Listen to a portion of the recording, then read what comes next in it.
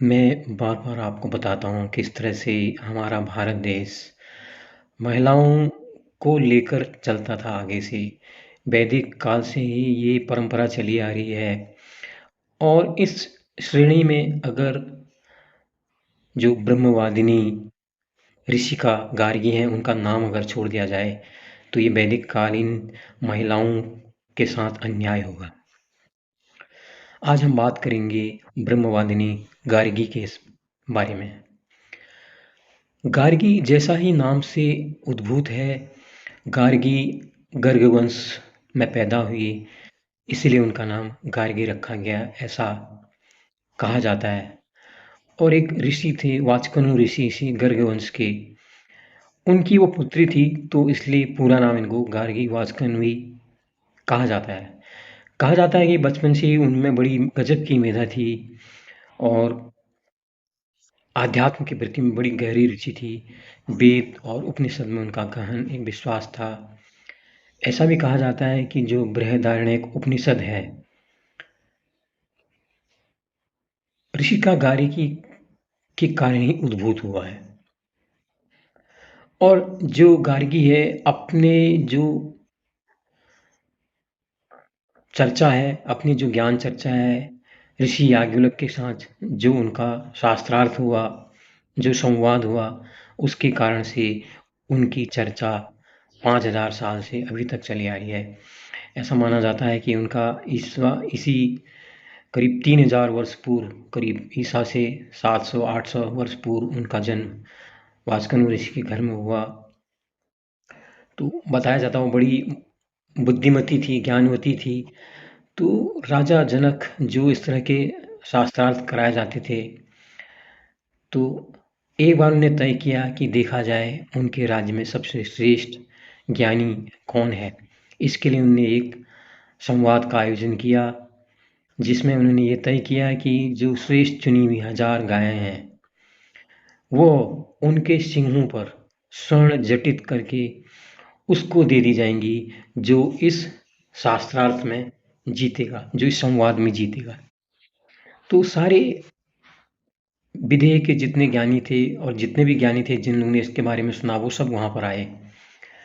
और जब ये घोषणा की, जब ये इसका शुरुआत की गई, तो बड़ी देर तक सभा में चुप्पी रही। बहुत ब्राह्मण जो ज्ञानी थे, अपने आप को ज्ञानी खुद में कहने में अहंकार महसूस कर रहे थे। बड़ी देर तक सभा में चुप्पी छाई रही। उसके बाद ऋषि याज्ञवल्क्य ने अपने एक शिष्य से कहा, जाओ गायें हाँक कर हमारी गौशाला की ओर ले चलो। तो उसके बाद सारे ब्राह्मण चिल्लाने लगे, आप ऐसे कैसे बगैर चर्चा किए गायों को कैसे ले जा सकते हैं। तो ऋषि याज्ञवल्क्य ने कहा, आप अपने सवाल पूछिए, मैं सबके जवाब देने का प्रयास करूंगा। और उन्होंने सबकी समस्याओं का समाधान तुरंत कर दिया। तो जब ये सब हुआ, तो उसके बाद ऋषिका ब्रह्मवादिनी गार्गी भी उठी, बोले, ऋषिवर आप तो गाय ऐसे हाँक के ले जा रहे हैं जैसे आप खुद को ज्ञानी मान बैठे हैं। तो उन्होंने कहा, नहीं देवी, बात ये नहीं है, मेरे को इन गायों को देखकर बड़ा मोह उत्पन्न हो गया, तो इस वजह से मैंने इनको अपने आश्रम में ले जाने का आदेश अपने शिष्यों को दिया। तो गार्गी ने कहा, नहीं, आप एक बार बहस कीजिए, चर्चा कीजिए, उसमें आप जीत जाते हैं तो किसी को भी ये गायें ले जाने में, आपके ले जाने में आपत्ति नहीं होगी। इस तरह से कहा जाता है कि फिर उनका संवाद शुरू हुआ। संवाद में गार्गी ने कहा कि जिस तरह से पानी में सब कुछ घुल जाता है ऋषि, आप बताइए पानी कहाँ चला जाता है। तो ऋषि बड़े क्रोधित भी हुए, लेकिन फिर संयत हुए। ऋषि याज्ञवल्क्य ने जवाब दिया कि ये वायु में मिल जाता है। फिर यहाँ से एक सवालों का एक सिलसिला चलता रहा कि वायु कहाँ मिलती है। फिर उन्होंने कहा अंतरिक्ष में मिलता है। फिर और आगे बढ़े, ये कहाँ मिलता है, उन्होंने कहा ये चंद्रलोक में मिलता है, ये प्रजापिता लोक में मिलता है, ये सूर्य आदित्य लोक में मिलता है, ये देवलोक में मिलता है। लास्ट में बात जाके ब्रह्मलोक तक पहुंच गई। तो उन्होंने कहा, ये ब्रह्मलोक कहाँ मिलता है। तो उसमें तो बोले, नहीं देवी गार्गी, आप बहुत ज़्यादा प्रश्न कर रही हैं, इतना प्रश्न मत करो कि आपका माथा फट जाए। तो गार्गी विद्वान होने के साथ वो एक संयत महिला थी, जो ज्ञानी होते हैं, सही ज्ञानी, वो कब बोलना है, कब नहीं बोलना ये भी जानते हैं। तो गार्गी उसमें चुप हो गई और उनके चुप होने के बाद याज्ञवल्क्य ने भी कहा कि ये एक अक्षर तत्व में मिल जाता है। फिर उन्हें सवाल किया कि स्वर्ग के ऊपर और धरती के नीचे क्या होता है?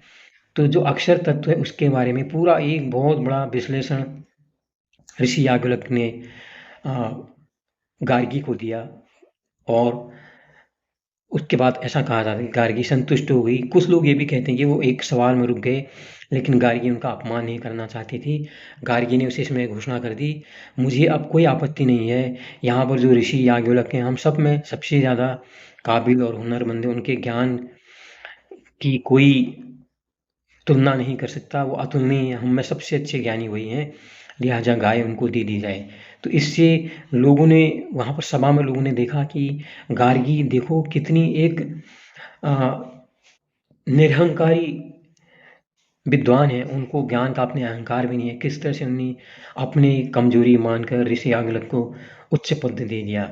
तो इस तरह के हमारे समाज में इतनी विद्वान महिलाएं वैदिक काल से हुई हैं और ये सारी महिलाओं के लिए प्रेरणा लेने लायक है। सारी महिलाओं को जो गार्गी है उनसे प्रेरणा लेनी चाहिए।